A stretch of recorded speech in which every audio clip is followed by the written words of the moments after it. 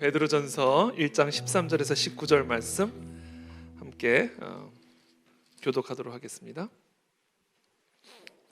베드로전서 1장 13절에서 19절 말씀 한 절씩 교독하겠습니다. 저부터 읽겠습니다.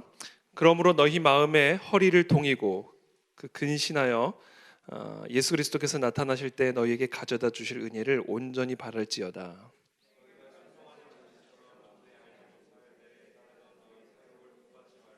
오직 너희를 부르신 거룩한 이처럼 너희도 모든 행실에 거룩한 자가 되라.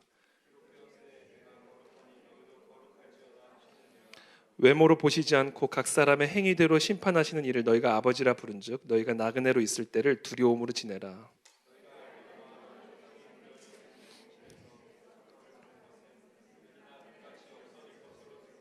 함께 읽습니다.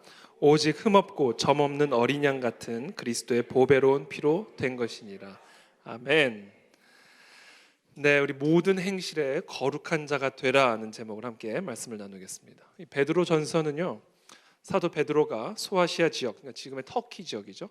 거기에 위치한 교회 성도들에게 보낸 편지입니다.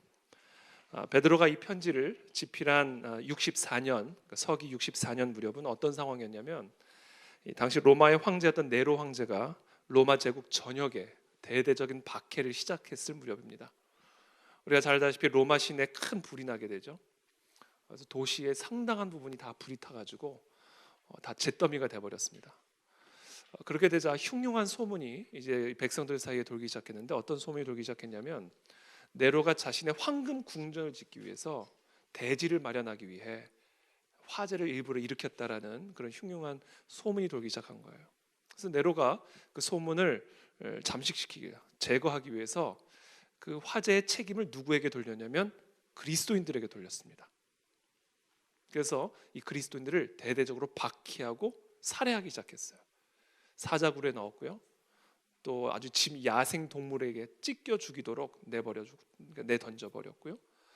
또 이 어두운 밤하늘을 밝히는 횃불로 역청을 발라서 십자가에 매달아 불에 태워 죽였습니다. 말도 못하는 참혹한 그런 핍박이 시작이 되죠. 제가 최근에 바울이란 영화를 봤습니다. 사도 바울에 대한 영화였는데, 제가 그 사도 바울이란 영화를 보다가 사실 도중에 보다가 그만뒀어요. 사실은 너무 무서워서 제가 너무 마음에 마치 공포 영화 보는 것처럼 마음에 두려움이 들어오더라고요. 또 어떤 것 때문에 두려움이 들어왔냐면, 그 당시 그 로마 시대의 그 무서운 그 핍박과 박해의 분위기가 너무나 생생하게 저에게 전달이 됐어요. 자꾸 감정이 이입이 되는 거예요. 우리 아이들이 이런 상황에서 신앙생활을 했다면, 내가 만약에 그와 같은 상황 속에서 신앙생활을 했다면 나는 끝까지 이 믿음을 지킬 수 있었을까? 그 감정이 자꾸 이입이 되니까 너무 두려운 마음에 더 영화를 보기가 힘들 정도였어요. 저는 개인적으로. 그만큼 아주 무시무시한, 마치 지금 저 북한 땅에서 신앙생활을 하는 것처럼 무시무시한 그런 상황이 바로 이 베드로전서를 집필하던 당시 로마 제국의 상황이었다라는 것이죠. 그런 상황에 처한 이 소아시아 지역의 성도들을 위로하고 격려하고 끝까지 이 믿음을 지켜 지금 그들이 처한 이 극심한 고난의 상황을 넉넉히 이길 수 있도록 도와주기 위해서 바로 이 베드로 전후서를 기록하게 된 겁니다.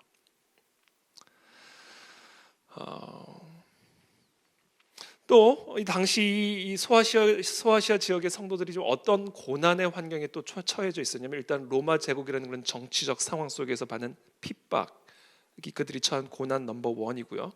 두 번째, 이들이 처한 고난 넘버 2는 어떤 상황이냐면, 이 이방인들과 너무나 다른 삶의 문화, 세계관으로 말미암아 배척을 받고 무시를 당하고 핍박을 받는 어떤 문화적인 핍박이 있었습니다. 예를 들면 우리 여러분 세상에서 예를 들면 동성애를 반대한다, 그럼 핍박받습니다. 반인권주의자라고. 제가 그 아주 유명한 동성애자랑 1대1 토론을 한 일이 있습니다. 몇 년 전에 JTBC에서. 그때 토론을 하고 이제 나가는데 그 사람이 저한테 뭐라고 외쳤는지 아세요? 당신은 성폭행범이야! 그랬어요. 태어나서 처음 들어봤습니다. 제가 어딜 봐서 성폭행범으로 보는. 이렇게 그러니까 문화적 핍박을 받아요. 우리가 이 세상 속에서 완전히 이질한 이 성경하고는 전혀 다른 성경의 적대적인 세계관이 다스린 이 세상 속에서 성경적 세계관, 성경적 가치관, 성경적 진리를 따라가는 삶을 살 때에는 우리는 문화적 핍박과 조롱을 받게 되죠. 그것이 당시 이 소아시아의 교회 성도들이 처한 고난의 상황이었습니다. 특별히 베드로 후서에서는 또 다른 고난의 상황에 대해서 이야기를 하고 있는 것은 바로 이단입니다. 이단의 공격. 교회 존립의 자체를 위협하는 이 이단의 공격에 대해서 이야기를 하고 있죠. 그러니까 한마디로 베드로 전후서는 고난 가운데 있는 성도들을 위해서 쓴 서신서예요. 어떻게 하면 우리가 당한 이 고난과 우리가 통과하고 있는 이 환난을 넉넉히 이길 수 있을까를 깨우쳐주고 격려하고 힘을 북돋아주기 위해서 쓰신 서신서. 고난의 환경에 처해 있는 저와 여러분들이 어떻게 하면 이 고난의 환경을 넉넉하게 이겨낼 수 있는 하늘의 권능을 누릴 수 있을까? 핍박과 박해와 도살당하는 어린 양과 같은 처지에서도 기쁨과 평안과 권능을 누릴 수 있다는 게 말이 됩니까? 근데 그것을 누릴 수 있다라고 약속해 주고 계시는 거예요, 여러분. 저는 그와 같은 은혜를 누리게 되기를 축복합니다. 도살당하는 양 같은 처지에서도 기뻐할 수 있다는 게 복음이에요. 믿기지가 않잖아요.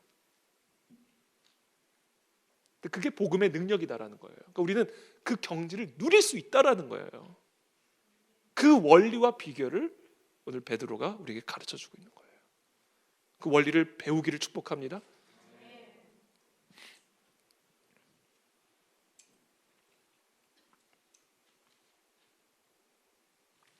이 고난이 왜 위기냐면요, 배교할 수 있기 때문에 위기입니다. 고난은 많은 배교자들이 일어날 수가 있어요.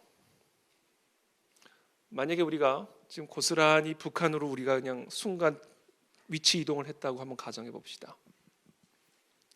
여전히 지금 우리가 지키고 있는 이 신앙을 끝까지 지킬 수 있을 거라고 누가 장담할 수 있습니까? 우리가 쉽게 말하면 우리 그냥 이 땅에서도, 이 자유를 누리는 이 땅에서도요, 믿음 때문에 손해 볼 것 같으면 타협하죠. 하나님 때문에 욕 먹을 것 같으면 그냥 가만히 있습니다. 우리가 이렇게 안전하고 자유로운 땅에서도 우리는 우리의 유익을 위해, 우리의 명예를 위해, 우리의 안정과 안전을 위해 배교하잖아요. 고난이 위험한 이유는, 고난이 우리에게 아주 위험한 이유는 배교할 수 있기 때문에 그래요. 배교.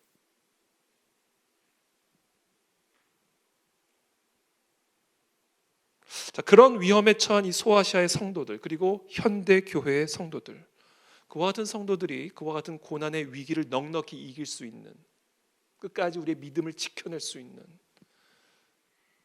그래서 마침내 구원에 이를 수 있는, 마침내 저 천국으로 들어갈 수 있는, 끝까지 그 경주와 싸움을 넉넉히 감당할 수 있는 그 능력이 어디서 오는가? 거룩에서 온다라는 거예요. 거룩이다라는 거. 거룩. 그게 오늘 이 베드로가 우리에게 가르쳐주는 원리입니다. 어떤 박해나 어떤 칼이나 어떤 위험이나 어떤 위기나 어떤 어려움이나 마치 도살장에 잡혀가는 그 양같이 여김을 받는 그 상황 속에서도 권능과 평안과 기쁨을 누려 끝까지 믿음을 지키고 천국으로 들어갈 수 있는 그 경주와 그 싸움을 감당할 수 있는 능력을 우리는 어떻게 얻을 수 있는가? 거룩으로부터 얻는다라는 거예요. 거룩을 잃어버리면 끝이에요. 우리는 능력을 얻을 수가 없습니다.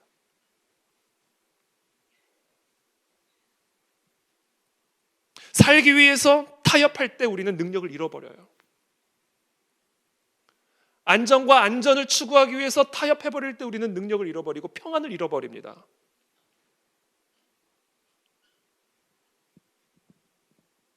그래서 지금 우리로서는 참 이해하기 어렵지만 총구 앞에서 찬양을 한다는 거, 상상이 안 되잖아요. 그게 가능하다는 거예요. 그게 거룩이 주는 힘이다라는 거예요. 거룩이 주는 힘.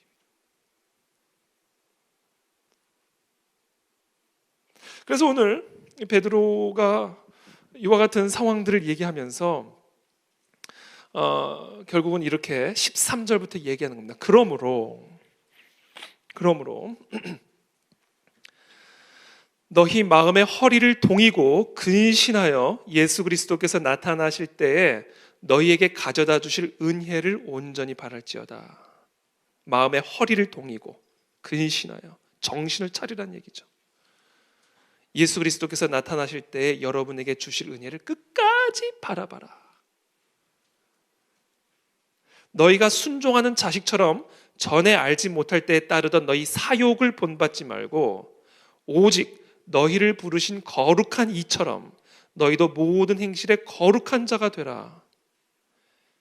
기록되었으되 내가 거룩하니 너희도 거룩할지어다 하셨느니라.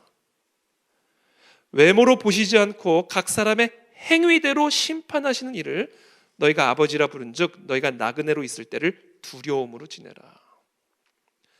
우리가 지금 이 땅에서 이 나그네로 살아가는 이 광야라는 이 인생 속에서 나그네로 살아가는 이때에 두려움을 가지고 우리가 아버지라고 부르시는 그 아버지의 거룩함처럼 우리도 그 거룩함을 지켜야 된다는 거예요. 그때 우리는 아버지의 자녀된 권세를 누리게 된다는 거예요.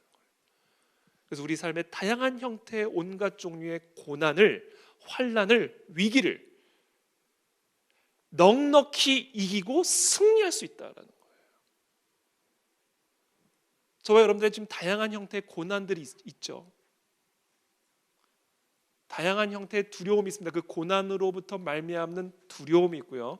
그 고난으로부터 말미암는 절망이 있고요. 위기가 있죠. 근데 그 모든 것을 넉넉히 이길 수 있는 그 힘이 어디에 있다고요? 우리 아버지가 거룩한 것처럼 내가 거룩할 때, 그때 비로소 우리는 그 아버지의 자녀된 권세를 얻게 된다. 이게 비결입니다. 이게 원리입니다.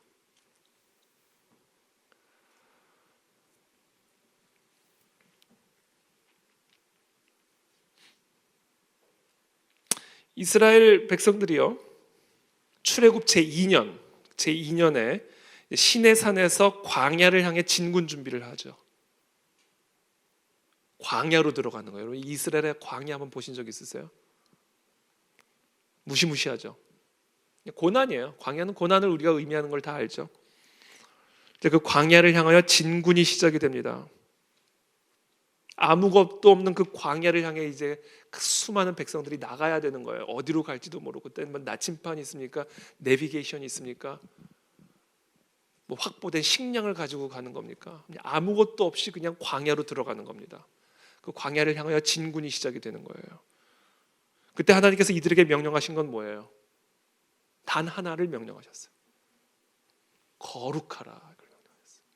그 이유가 뭘까요? 거룩해야 하나님이 동행하실 수 있기 때문에 그래요.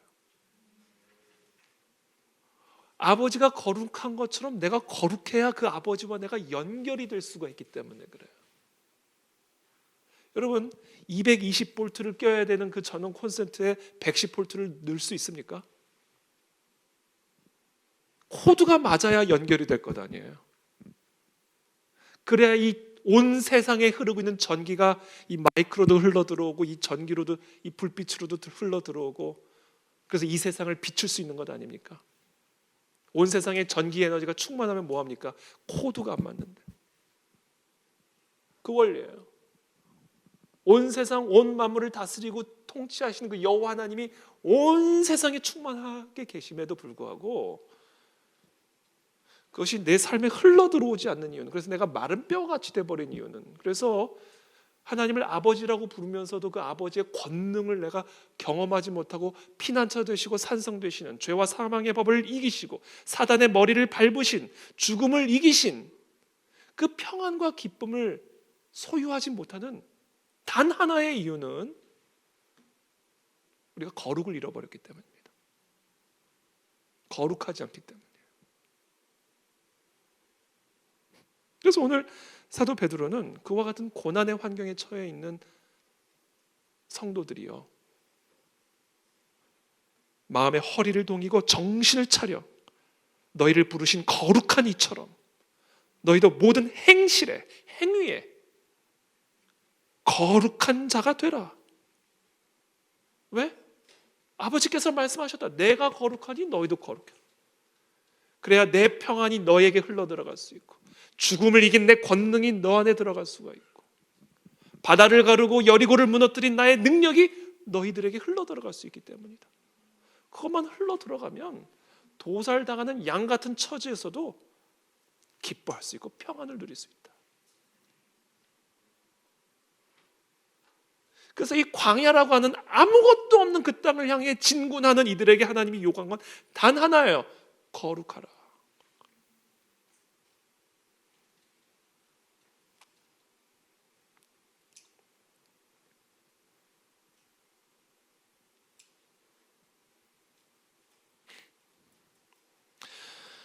구원받은 성도의 표지. 여러분, 내가 구원을 받았다, 저 사람이 구원을 받았다, 뭐로 알 수 있을까요?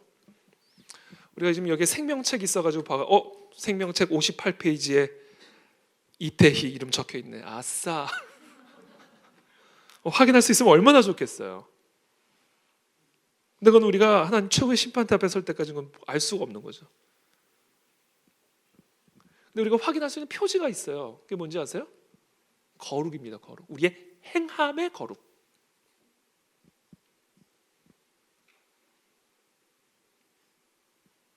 이게 구원받은 자의 표지예요.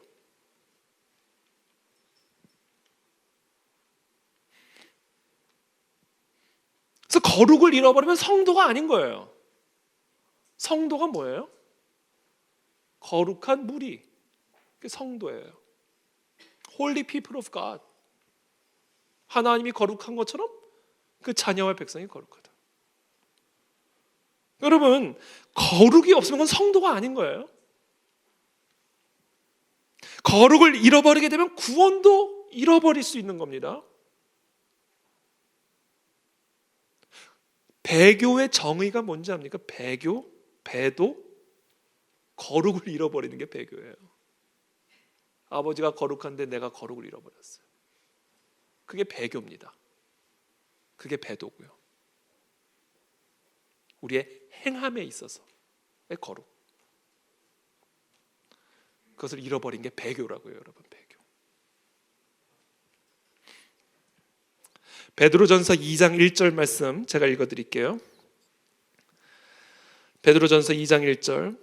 그러므로 모든 악독과 모든 기만과 외식과 시기와 모든 비방하는 말을 버리고 갓난 아기들 같이 순전하고 신령한 젖을 사모하라. 이게 뭐예요? 거룩을 추구하라 하는 거예요. 이는 그로 말미암아 너희로 구원에 이르도록 자라게 하려 함이라. 악독, 기만, 외식, 비방하는 말, 이게 배교라고요, 여러분. 배교.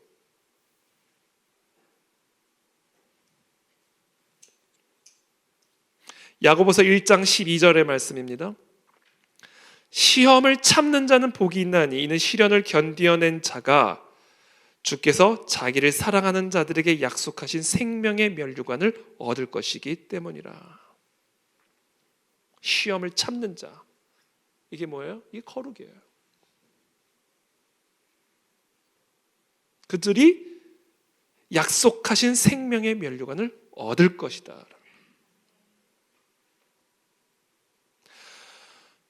제가 최근에 읽은 제가 요새 청교도들의 책을 제가 좀 즐겨 읽습니다.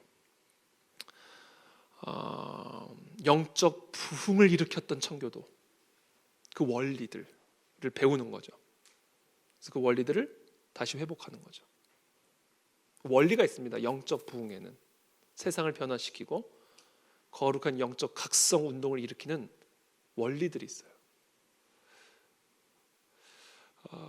제가 최근에 읽은 청교도 작가는 J.C. 라일이라고 하는 분입니다. 이분은 이제 영국의 칼빈이라고 불리는 분인데요. 19세기에 아주 영국의 위대한 복음주의자로 불리는 분이죠. 이분이 거룩이라는 책을 쓰셨는데 그 책에서 이 J.C. 라일은 이렇게 얘기합니다. 거룩은 그리스도와 연합함으로써 생겨나는 필연적인 결과다. 거룩은 그리스도와 연합함으로써 생겨나는 필연적인 결과다. 당연하죠. 거룩하신 그리스도와 하나 됐으니 나의 거룩함이 나오는 것은 필연적인 결과죠. 그러므로 거룩을 잃어버렸다? 거룩을 신경 쓰지 않는 행함을 산다? 그리스도와의 연합을 깨는 일이죠. 그게 배교죠. 뭐가 배교입니까?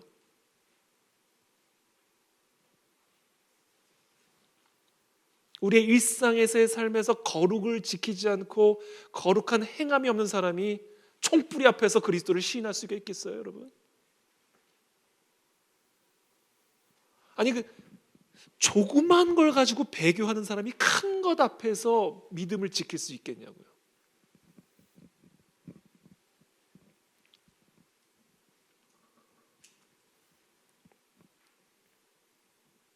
그런 의미에서 우리는 밥 먹듯이 배교하는 거죠.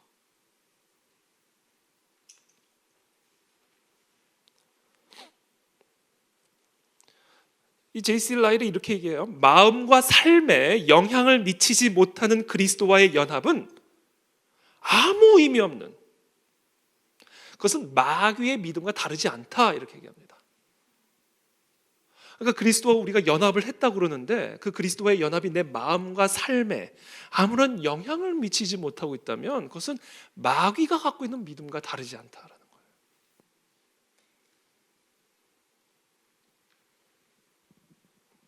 예수님이 말씀하시죠. 좋은 나무가 나쁜 열매를 맺을 수 없고 못된 나무가 아름다운 열매를 맺을 수 없느니라. 아름다운 열매를 맺지 아니하는 나무마다 찍혀 불에 던져지느니라. 이렇게 얘기하시잖아요. 거룩의 열매라고요. 그리스도와 연합한 자에게서 나오는 열매라고요. 왜? 아버지가 거룩하니 너도 거룩하다. 그리스도와 연합한 자에게 나타나는 필연적인 결과가 거룩이라고요. 그러므로 그 거룩의 아름다운 열매를 맺지 않은 자들마다 최후의 심판대 앞에서 찍혀 불에 던져진다. 그러면서 이렇게 얘기해요. 이러므로 그들의 열매로 그들을 알리라. 거룩의 열매로 내가 그들을 알리라. 이렇게 얘기하시잖아요. 그러면서 하시는 말씀이에요. 나더러 주여 주여 하는 자마다 다 천국에 들어갈 것이 아니요 하늘에 계신 내 아버지의 뜻대로 행하는 자라야. 이게 뭐예요? 거룩이죠. 그래야 들어가리라. 여러분, 왜 우리가 이 말씀을 무시하고 있죠? 도대체 왜? 왜 이 진리를 우리는 그동안 방치했고 감춰두고 있었죠? 예수님이 이렇게 외치고 계시는데도 왜 우리는 우리의 행함을 돌아보지 않고 우리의 삶의 열매를 신경 쓰지 않은 것이죠? 그리고는 왜 우리는 입으로 주여 주여만 부르짖고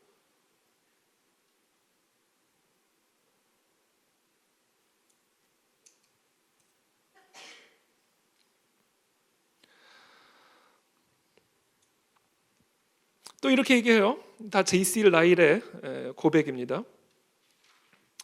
거룩은, 그분의 이야기입니다. 거룩은 구원의 핵심 요소인 성령의 내주하심을 가장 확실히 보여주는 증거다. 이렇게 얘기합니다. 여러분 생각해 보세요. 성령 하나님이 내 안에 계셔요. 성령 하나님이 내 안에 계신다고요? 근데 행함이 거룩하지 않을 수가 있습니까? 아니, 하나님의 영이 죽으신 무덤 가운데 있는 예수 그리스도를 다시 살리신 그 하나님의 영이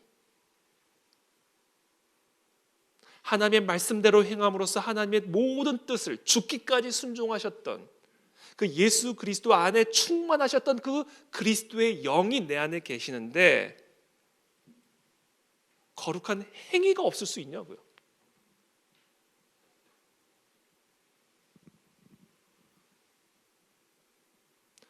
로마서 8장 9절 누구든지 그리스도의 영이 없으면 그리스도의 사람이 아니라. 로마서 8장 14절 무릇 하나님의 영으로 인도함을 받는 사람은 곧 하나님의 아들이라. 거룩하지 않은 사람이 하나님의 아들이요 딸입니까? 아니다라는 거예요. 그 사람이 구원을 받은 성령이 내주하시는 거룩한 하나님의 자녀인지 아닌지를 무엇으로 판단할 수 있어요? 그 사람의 거룩한 행위로 판단할 수 있다는 거예요.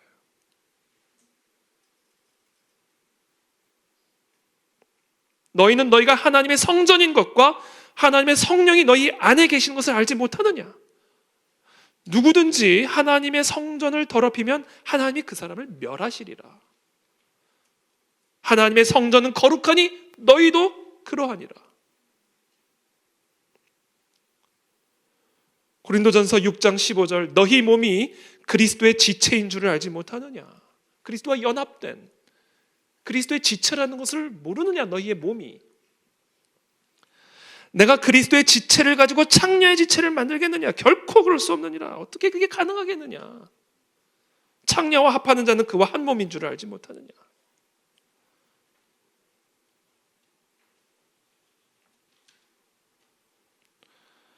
그래서 여러분 거룩은 그 사람이 구원을 받았다는 가장 확실한 표지예요. 구원을 받았다는 얘기는 하나님의 자녀가 되었다는 이야기고, 하나님의 자녀, 하나님과 연합된, 그리스도와 연합된, 그리스도의 권세 아래 거하는, 사망과 저주를 이기고 사단의 머리를 밟으신 그 그리스도와 연합된 자의 표지가 거룩이라고요. 그래서 거룩이 있어야 고난을 이길 수 있다고요. 그래야 거룩이 있어야 사탄을 밟을 수 있다고요. 거룩이 있어야 죽음, 도살당하는 양같이 취급을 받는 그 상황 속에서도 찬양하고 기뻐하며 평안을 누릴 수 있다고요. 그래서 지금 우리는 무엇을 점검해야 되는가? 거룩을 점검해야 된다. 거룩하지 않은 부분에 대한 철저한 회개가 이 밤에 이루어져야 된다.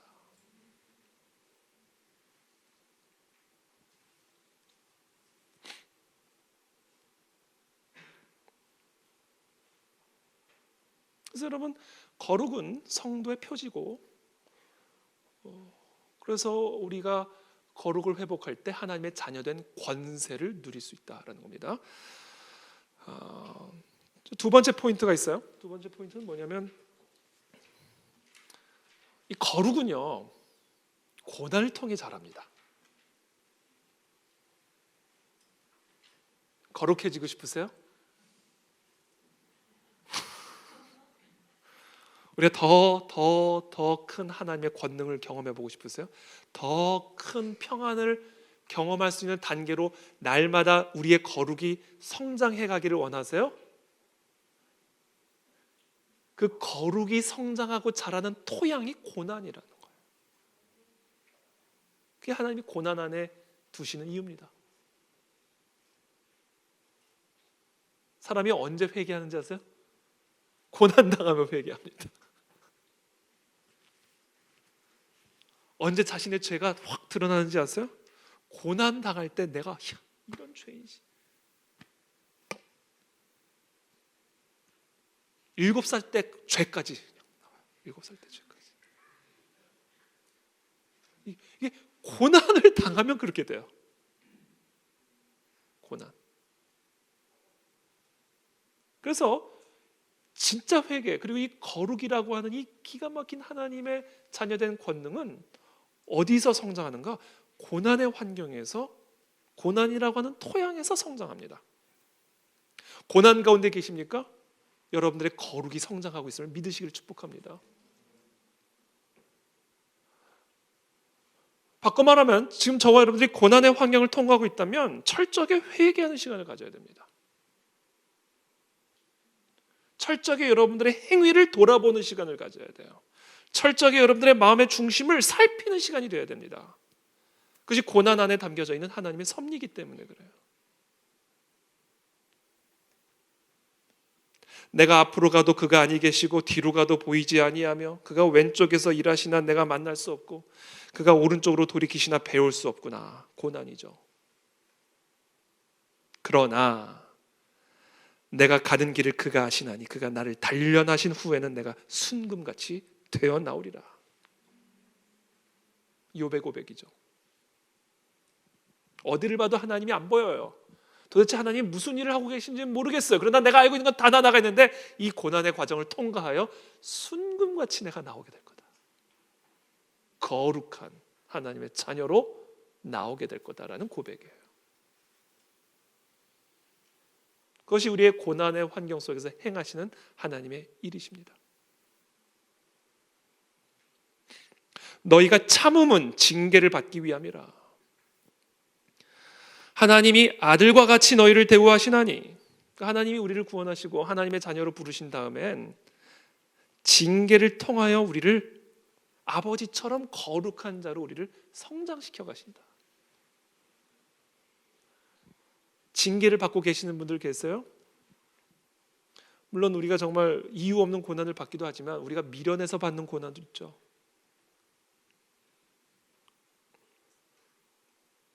징계를 받는 경우들이 있죠. 징계.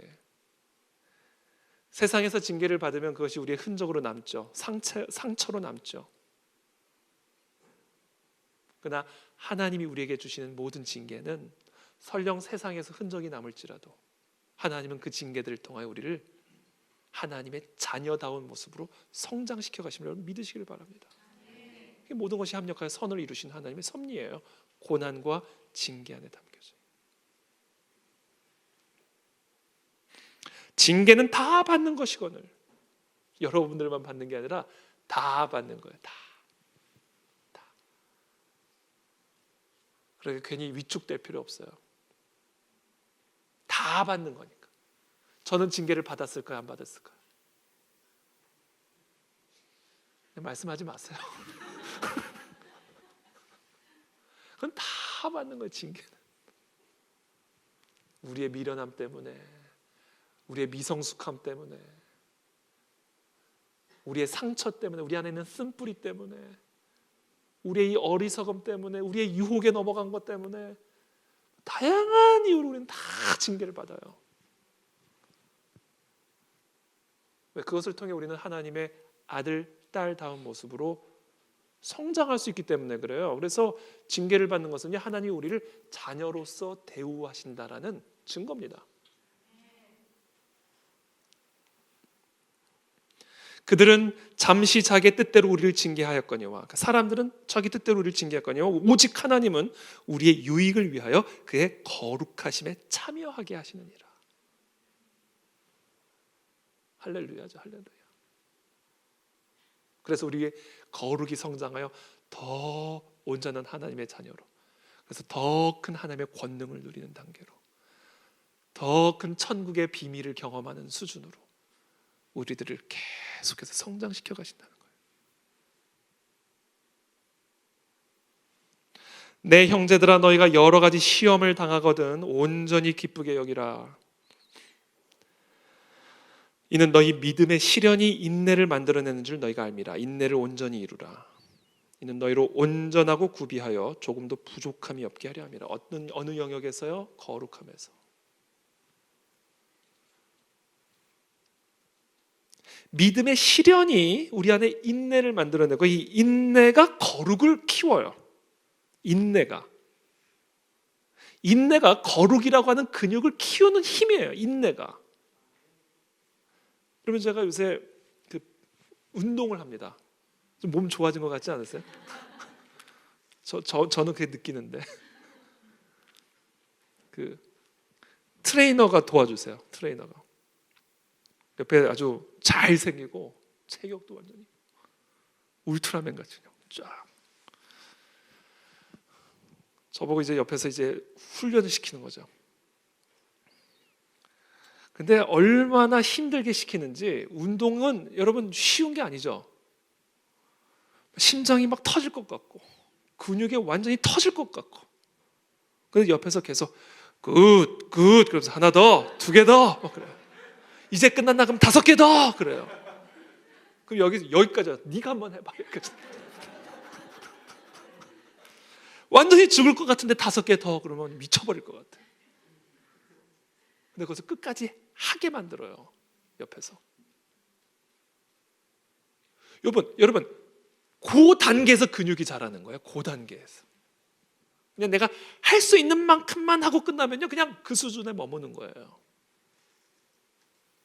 근데 그 수준을 넘어서 더 큰, 더 높은 단계의 거룩으로, 더 높은 단계의 하나님의 자녀다운 수준으로 성장하려면요, 근육이 터질 것 같은 그 인내가 요구되어진다는 거죠. 그래서 여러분, 그러니까 지금 인내를 지금 경험하는 시간들을 혹시 통하는 분들 계세요? 언제까지입니까 도대체? 이게 인내를 통과하는 분들의 대표적인 질문. 도대체 언제까지입니까? 그 언제까지입니까?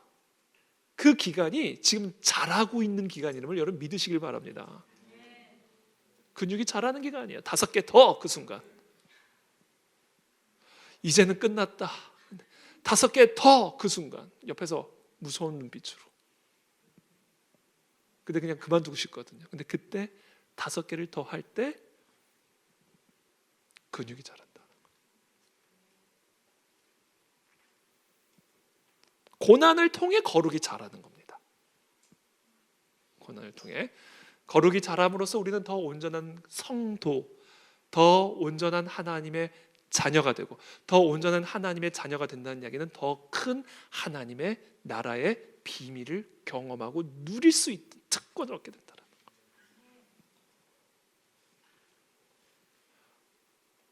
우리가 여러분 똑같은 선물이 주어졌어도요, 그 사람의 성숙도에 따라 누리는 수준이 다 다릅니다. 예를 들면 뷔페 식당, 애나 어른이나 누구에나 다 누릴 수 있는 오픈된 장소죠. 근데 그곳에 들어가 있는 사람의 성숙도에 따라 누릴 수 있고 맛볼 수 있고 먹을 수 있는 수준이 달라요. 어린애들은요, 스파게티 면발만 그냥 가져와서 먹고 끝내요. 근데 어른들은 스테이크부터 스테이크하고 스시를 그냥 다 같이 그냥 가져. 거기 있는 음식들은 다 먹잖아요. 끝나고 디저트까지. 기본이 저는 5그릇이에요. 누리는 수준이 다르다고요. 그런 원리예요.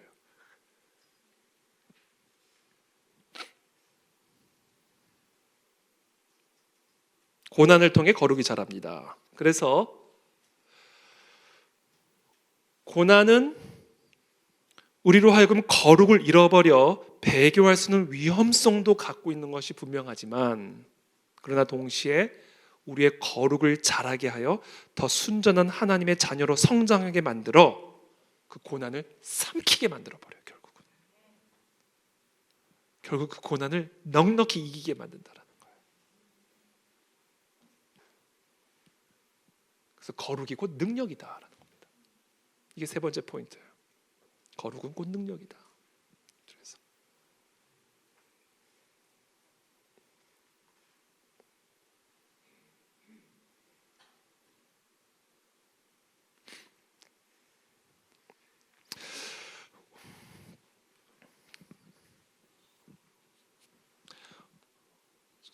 우리가 이 고난의 저주, 이 세상은 고난이죠.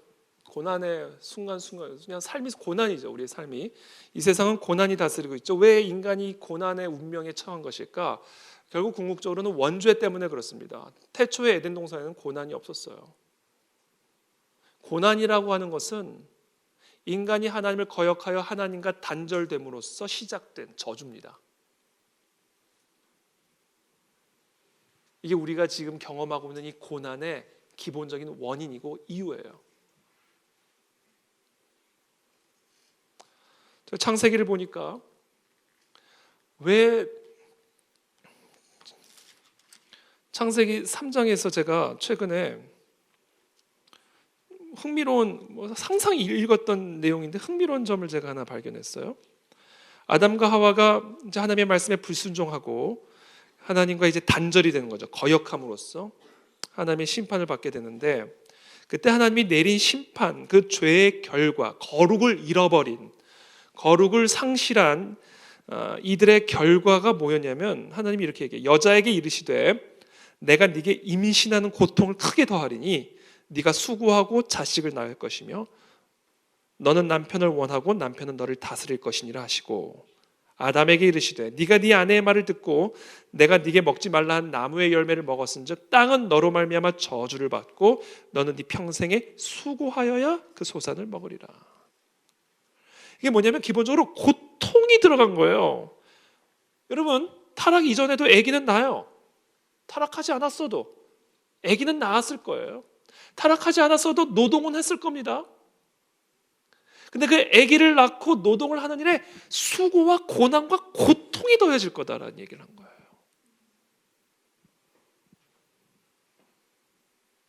아, 이래서 낙태하는 거구나. 또 생각을 하게 된 거예요. 임신하는 수고라는 게 단순히 아기를 낳는 고통, 그 어떤 물리적인 생물학적 고통만을 의미하는 게 아니라 그 아이를 낳음으로써 갖게 되는 고통. 수고하고 소산을 만들고 소위 말하는 경제적 고통. 지난번 낙태 토론회를 갔더니 낙태를 정당화시키는 핵심적인 이유가 경제적 사유예요. 경제적 사유.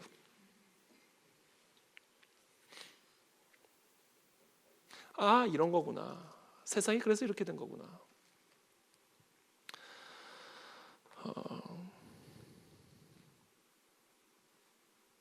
그러니까 이 땅에서 우리가 당하는 이 모든 고난은요, 경제적 고난이든 그것이 어떤 고난이든 하여튼 이 땅에서 당하는 모든 고난은 바로 태초에 아담과 하와가 죄를 범함으로써 거룩을 잃어버림으로써 하나님께 불순종함으로써 우리에게 주어진 저주고 열매였다라는 거예요.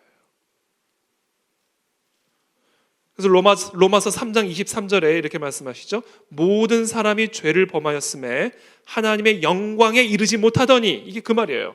모든 사람이 죄를 범하였음에, 즉 거룩을 잃어버렸으므로 하나님의 영광, 하나님의 거룩에, 하나님의 생명에, 하나님의 평안에, 하나님의 권세에 이를 수 없게 되었다라는 거예요.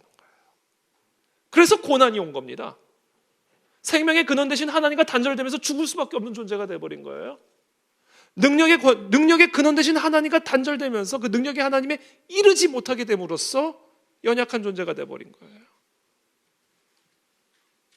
모든 공급의 근원이 되시는 그 하나님에 이르지 못하게 됨으로써 모든 자원이 제한되어 버린 거예요.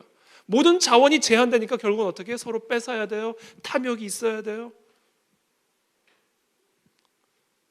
그래서 이 세상에 고난이 온 겁니다. 모든 사람이 죄를 범하였음에, 거룩을 잃어버렸음에, 하나님의 영광에, 하나님의 거룩에, 하나님의 능력에, 하나님의 평안에, 하나님의 공급에, 하나님의 생명에 이를 수 없게 되었다. 그래서 고난이 온 겁니다. 고난. 이 고난의 이유예요. 고난의 원인입니다. 고난의 원인은 뭐라고요? 죄 때문이라고요. 거룩을 잃어버렸기 때문이라고요. 그러므로 고난을 이겨내고 극복할 수 있는 길은 단 하나, 하나님의 영광을 경험하고 누리는 삶의 비결은 단 하나, 거룩을 회복하는 길이에요. 그렇다면 어떻게 거룩을 회복할 수 있을 것인가? 이게 오늘 설교의 핵심입니다. 저는 지금까지 왜 우리가 거룩해야 되는가를 얘기를 했어요. 그렇죠? 그래서 우리는 어떻게 거룩을 회복할 것인가? 여러분, 어떻게 거룩을 회복할 것인가를 논하기 전에 먼저 논해야 될 게 뭔지 아세요? 어느 수준의 거룩이 우리에게 필요한가요? 어떻게 거룩을 회복할 수 있는가 이전에 먼저 우리가 논해야 될 주제는 어느 수준의 거룩이 필요한가요? 어느 정도 거룩하면 사망을 이길 수 있고, 어느 정도 거룩하면 사망의 저주를 끊을 수 있고, 어느 정도 거룩하면 하나님의 자녀된 권세를 누리는 삶을 살아갔을까? 어느 정도 수준의 거룩이 필요한 것일까? 우리는 성철 스님 정도의 거룩? 김수환 추기경 한경직 목사님, 성 프란시스 수준의 거룩? 바리새인과 서기관 수준의 거룩? 예수님이 얘기하셨죠. 바리새인과 서기관의 의로는 천국에 못 들어간다. 도대체 어느 정도의 거룩이면 되는지 아세요? 하나님 수준의 거룩이에요. 이게 내가 거룩하니 너희도 거룩할지어다의 의미입니다. 나와 연결될 수 있는 수준의 거룩, 하나님의 영광에 이를 수 있는 수준의 거룩은요, 하나님 수준의 거룩이 요구되어지는 거예요. 그 부분에서 하나님이 일말의 타협도 없으세요. 왜? 하나님의 거룩이 훼손되니까.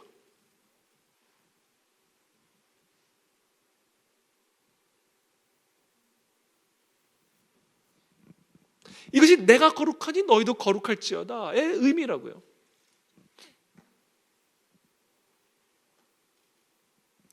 더도 말고 덜도 말고 여러분 너무 걱정하지 마세요. 하나님 수준만 되면 돼요. 그래 하나님과 연결이 될 수 있어요.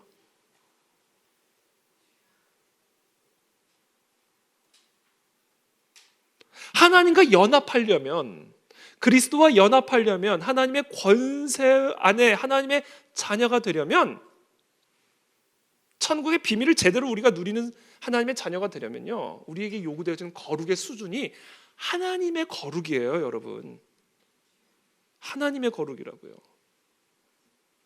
여러분 수준의 거룩으로는요, 그건 거룩이 아니에요. 누가 거룩하다고 말을 했어요? 누가? 여러분, 그러니까 여러분 거룩한 척하지 하면 안 돼요. 거룩이 아니에요. 여러분의 저와 여러분의 거룩은 거룩이 아니에요. 우리에게 요구되어지는 거룩은 하나님의 거룩이에요. 하나님의 거룩. 그래서 저는요, 거룩한 척하는 거 너무 싫어요.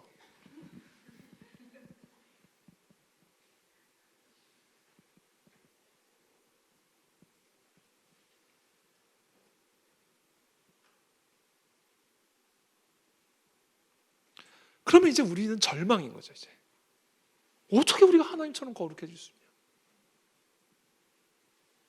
불가능해요. 우리의 행위로는 불가능해요. 우리가 행위를 거룩하게 하면 할수록 어떻게 되는지 아세요? 거룩한 존재가 되는 게 아니에요. 우리가 행위를 거룩하게, 율법적으로 모든 말씀을 아주 거룩하게 하면 할수록 우리는 어떤 존재가 되는지 아세요? 회칠한 무덤이 됩니다. 회칠한 무덤이 돼요.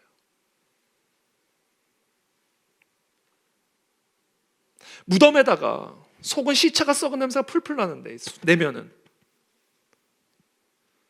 그 무덤에다가 회칠을 겹겹이 하는 꼴이 돼버리는 거예요. 흰 회칠을 그냥 또 하고 또 바르고 또 바르고 또 바르고.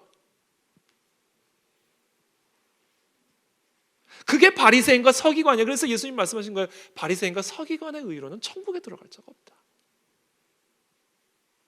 얼마나 거룩합니까? 바리새인과 서기관.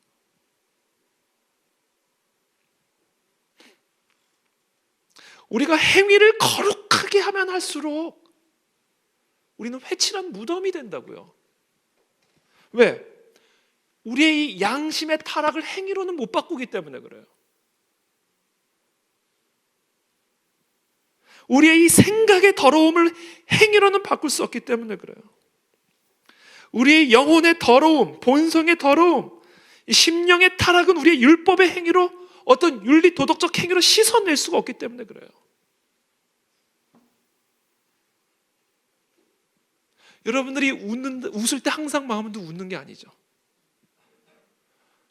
겉으로는 사랑해 그러면서 어휴 이러죠. 우리는 말과 속이 다르잖아요. 아니에요? 우리의 행함과 속은 다르잖아요.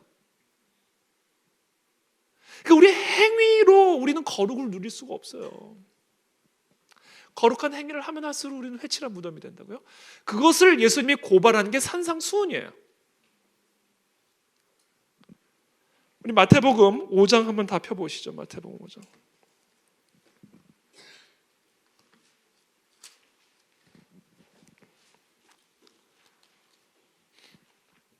5장 17절 말씀이죠.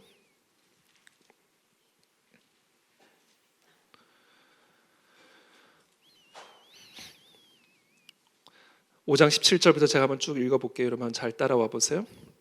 내가 율법이나 선지자를 폐하러 온 줄로 생각하지 말라. 폐하러 온 것이 아니요 완전하게 하려 함이라. 진실로 너희에게 이르노니 천지가 없어지기 전에는 율법의 1.1획도 결코 없어지지 아니하고 다 이루리라. 여러분, 예수님은 절대로 율법을 폐기한 적 없으십니다. 율법을 완성시키기 오셨어요. 이 산상수는 그 율법을 제대로 해석해주고 계시는 겁니다. 예수님께서 율법을 폐기하고 계시는 게 아니에요. 그러면서 19절에 이렇게 말씀하세요. 그러므로 누구든지 이 계명 중에 지극히 작은 것 하나라도 버리고 또 그같이 사람을 가르치는 자는 천국에서 지극히 작다 일컬음을 받을 것이요 누구든지 이를 행하며 가르치는 자는 천국에서 크다 일컬음을 받으리라. 내가 너희에게 이르노니 너희 의가 거룩이 서기관과 바리새인보다 더 낫지 못하면 결코 천국에 들어가지 못하리라. 그러면서 율법을 해석해 주십니다. 옛사람에게 말한 바 살인하지 말라 누구든지 살인하면 심판을 받게 되리라 하였다는 것을 너희가 들었으나 바리새인과 서기관은 이와 같은 행함을 하지만 나는 너희에게 이르노니 형제에게 노하는 자마다 심판을 받게 되고 형제를 대하여 나가라 하는 자, 이건 뭐예요? 욕이에요. 땡땡이. 이런 땡땡이. 형제에게 노하는 자마다 형제를 대하여 나가라 하는 자는 공회에 잡혀가게 되고 미련한 놈이라는 자는 지옥불에 들어간다. 이게 거룩의 수준입니다, 여러분.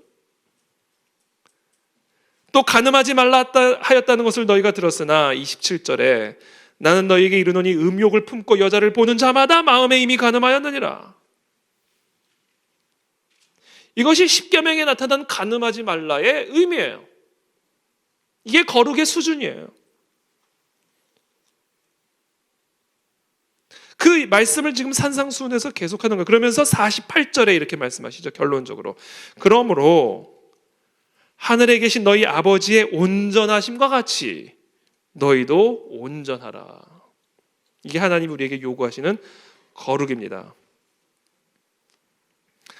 그러면 도대체 우리는 어떻게 이 거룩을 회복할 것인가? 어떻게 우리가 이 하나님 수준의 거룩을 회복할 수 있을 것인가? 오직 피로서만 가능하다. 피. 오직 피로서만 우리의 거룩하지 못함이, 오직 피로서만 이 거룩을 이루지 못함이 사함을 받을 수 있다. 그 사함을 받아 하나님 수준의 거룩을 덧입을 수 있다. 우리의 율법의 행위로서가 아니라 오직 피로서 우리의 죄값을, 우리의 이 거룩하지 못함을 씻을 수 있는 그 피로서만 우리는 그 하나님의 거룩을 얻을 수 있다라는 거예요. 그래서 이게 복음입니다. 복음. 레위기 17장 11절 말씀이에요. 육체의 생명은 피에 있습니다. 내가 이 피를 너희에게 주어 제단에 뿌려 너희의 생명을 위하여 속죄하게 하였나니 생명이 피에 있으므로 피가 죄를 속하느니라. 여러분, 이 피를 너희에게 주어 제단에 뿌려 너희의 생명을 위하여 속죄하게 하셨다. 죄를 씻어버렸다. 우리의 거룩하지 않음을 씻어버림으로써 거룩하게 만드셨다. 하나님 수준의 거룩으로 만드셨다라는 이야기입니다. 이 죄를 씻으셨다라는 이야기는 우리로 하여금 태초에 타락 이전에 하나님의 형상대로 지음받았던 그 거룩한 형상을 회복하셨다. 뭐로? 피로. 그러면서 생명이 피에 있으므로 피가 죄를 속하느니라 이렇게 말씀하신 거예요. 여러분, 이걸 바꿔 말하면요, 무슨 얘기냐면요, 거룩을 잃어버린 대가는 그 사람의 생명이라는 거예요. 바꿔 말하면 그 사람의 거룩의 값은 그 사람의 피다. 그 사람이 그 거룩을 잃어버린 것을 어떻게 회복할 수 있는가? 단 하나의 길, 그 사람의 피를 내야만 한다라는 거예요. 그렇게 함으로써만 그 사람의 거룩이 회복이 될 수 있다라는 거예요. 이것을 조금 더 구체적으로 말하면 거룩을 잃어버린 대가는 죽음이다. 죽어야만 그 거룩을 잃어버린 대가를 지불하여 거룩을 회복할 수 있다는 거예요. 이게 이 말이에요. 내가 거룩하니 너희도 거룩할지어다 이거예요. 하나님과 나는 하나이기 때문에 내가 거룩을 잃어버리는 순간 하나님과 나는 하나이기 때문에 하나님의 거룩을 훼손하지 않기 위해서 우리는 멸절당하고 죽고 심판당함으로써 그 거룩이 보존될 수 있는 겁니다.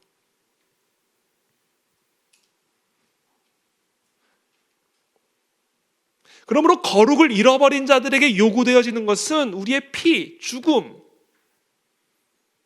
심판. 그래서 거룩하신 하나님은 곧 심판자 하나님이에요. 내가 죽어야만 해요.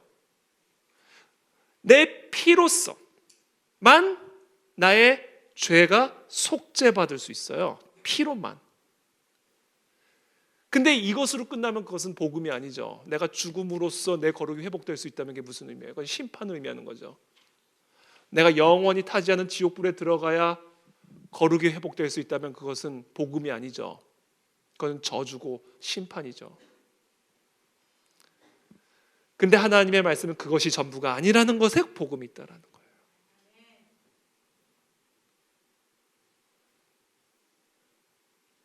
이렇게 얘기했네요. 17장 11절에 레위기 17장 11절에 육체의 생명은 피에 있습니다. 내가 이 피를 너희에게 주어 제단에 뿌려 너희의 생명을 위하여 속죄하게 했다. 너희의 생명을 보존하기 위해 이 피를 준다 얘기해요. 네 피가 아니라 너희의 생명을 보존하기 위하여, 너희의 생명과 너희의 거룩을 보존하기 위하여 반드시 네가 죽어야 하지만 너의 모든 죄를 전가받은 그 제물을 죽임으로써 내가 너의 생명과 너의 거룩을 회복한다는 얘기예요. 그래서 이게 복음입니다.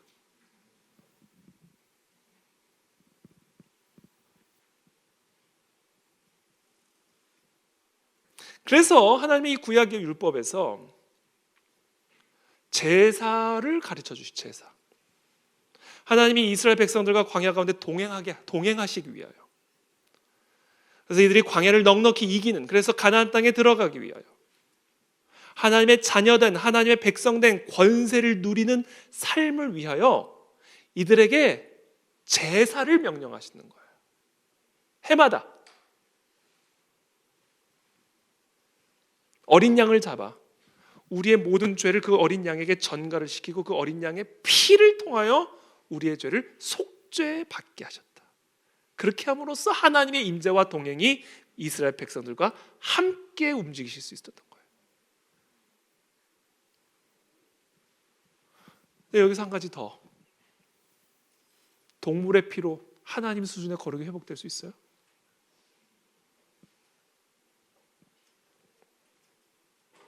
짐승의 피가 죄를 없앨 수 있어요? 지금 우리에게 요구되어지는 거룩이 짐승의 거룩입니까? 하나님의 거룩이에요. 하나님의 거룩이 우리에게 요구되어지는 거예요. 그렇기 때문에 여러분, 짐승으로 드려지는, 짐승의 피로 드려지는 속죄의 제사는 우리의 거룩을 온전히 이룰 수가 없어요. 불완전한 제사입니다. 그렇다면 우리가 우리의 거룩을 하나님의 수준의 거룩으로 회복하기 위해서는 누구의 피가 필요한 거예요? 결국은 하나님의 피가 필요한 거예요. 하나님의 피. 하나님의 피가 흘려져야만 우리 안에 하나님의 거룩이 주어질 수 있는 거예요.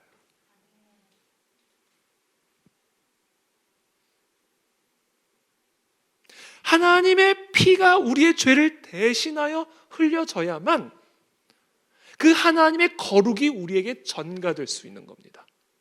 짐승의 피가 아니라. 왜? 우리에게 요구되어지는 거룩이란 하나님의 거룩이기 때문에.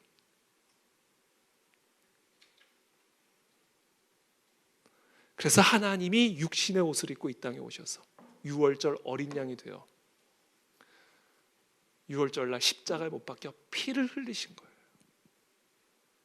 그리고 그 십자가의 보혈로 말미암아 우리는 하나님의 의를 얻게 되었다.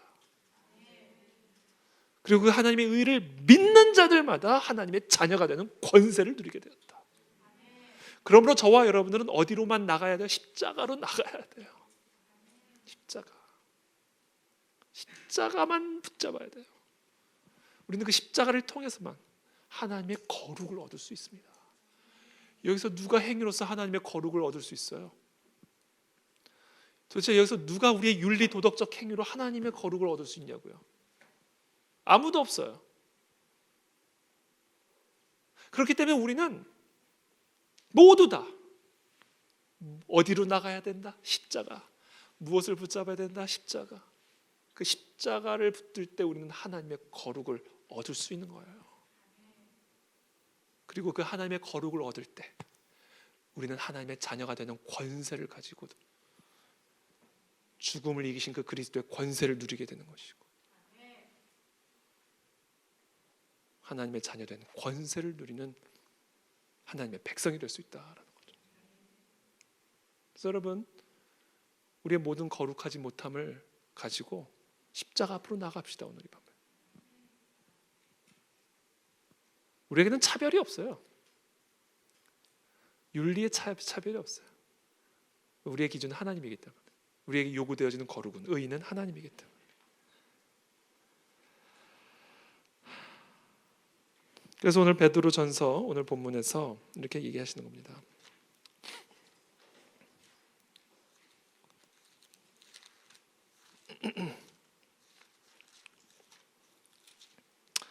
베드로전서 1장 15절부터 한번 읽어드릴게요. 오직 너희를 부르신 거룩한 이처럼 너희도 모든 행실에 거룩한 자가 되라. 기록되었을 때 내가 거룩하니 너희도 거룩할지어다 하셨느니라. 외모로 보시지 않고 각 사람의 행위대로 심판하시는 이를 너희가 아버지라 부른즉 너희가 나그네로 있을 때를 두려움으로 지내라. 너희가 알거니와 너희 조상이 물려준 헛된 행실에서 대속함을 받은 것은 은이나 금같이 없어질 것으로 된 것이 아니요 오직 흠없고 점없는 어린 양 같은 그리스도의 보배로운 피로 된 것이니라. 이 그리스도의 보배로운 피로 말미암아 우리가 하나님의 거룩을 얻게 되었고, 그 하나님의 거룩을 얻게 됨으로 말미암아 하나님의 자녀된 권세를 누리게 되었으므로 그 거룩을 행함으로써 이제는 우리가 처한 고난을 넉넉히 이기는 권능을 받아야 된다는 얘기예요. 그러니까 여러분, 우리가 이 십자가로 나아가 죄사함을 받고 하나님의 거룩을 얻었다면 이제는 그 거룩한 행위를 향해 수고하고 애쓰는 삶으로 나가야 됩니다. 그것이 십자가의 피를 제대로 믿고 십자가의 피로 제대로 대속을 받은 사람의 자세고 태도예요.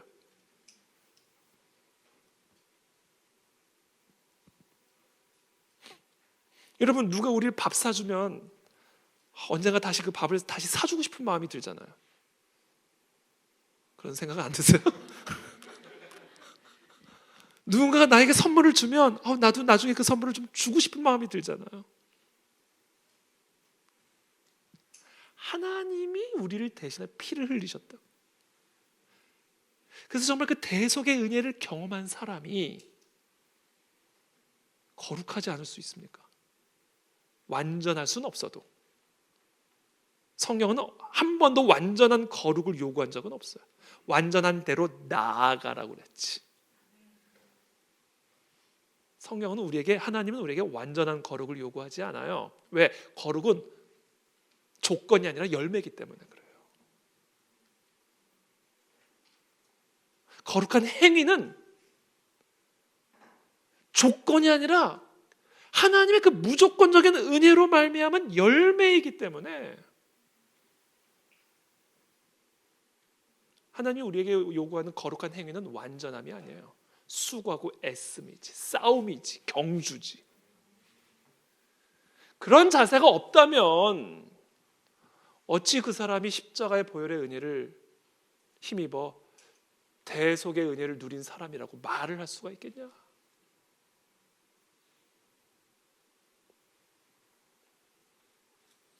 그래서 오늘 이 베드로는 그러므로 너희 마음의 허리를 동이고 정신 차려.